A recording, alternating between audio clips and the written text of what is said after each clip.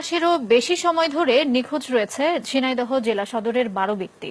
সাদা পোশাকে আইনশৃঙ্খলা বাহিনীর সদস্য পরিচয় দিয়ে তাদের তুলে নিয়ে যাওয়া হয় বলে অভিযোগ পরিবারের। ঝিনাইদহ প্রতিনিধি শাহরিয়ার রহমানের পাঠানো তথ্য ও ছবিতে ডেস্ক রিপোর্ট। আর কখনো কি দেখা পাবো না প্রিয় বাবার? সন্তানের এই প্রশ্নের মুখে প্রতিনিয়ত পড়তে হয় বিপাশা খাতুনকে।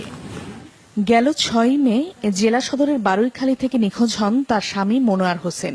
সাদা পোশাকে আইন শৃঙ্খলা বাহিনীর সদস্য পরিচয় দিয়ে তাকে তুলে নিয়ে গেছে অভিযোগ স্বজনদের।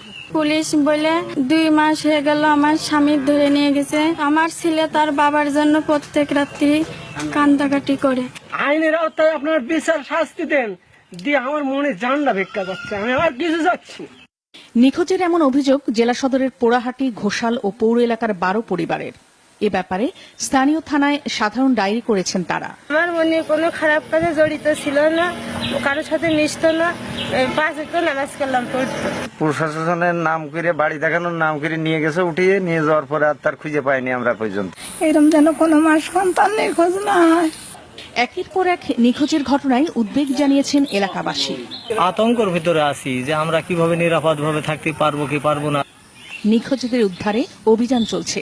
পাশাপাশি ঘটনার সাথে আইন শৃঙ্খলা বাহিনীর সদস্যদের জড়িত থাকার অভিযোগ খতিয়ে দেখা হচ্ছে, জানান থানার ভারপ্রাপ্ত কর্মকর্তা। আমরা অনুসন্ধান করতেছি যে সাদা পোশাকে কারা ইটি করতেছে।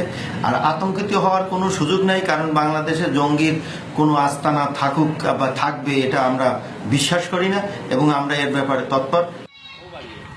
ঘটনার সাথে জড়িতদের অবিলম্বে খুঁজে বের করে দৃষ্টান্তমূলক শাস্তির দাবি জানিয়েছেন এলাকাবাসী। মাছরাঙা নিউজ ডেস্ক।